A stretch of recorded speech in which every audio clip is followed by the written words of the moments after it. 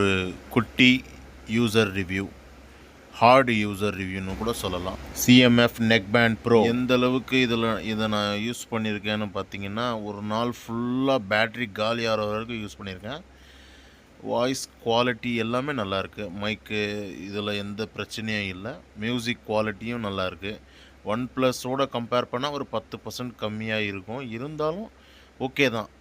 But ரூ. 2000க்கு இது ஒர்த்தான்னு கேட்டிங்கன்னா, இதை விட நம்ம one plus bullet Z2 ANC வாங்குறது பெஸ்ட்டு. ஆனாலும் இது உங்களுக்கு ஹெவியாக அடிக்கும்போது எந்த பிரச்சனையும் இல்லை.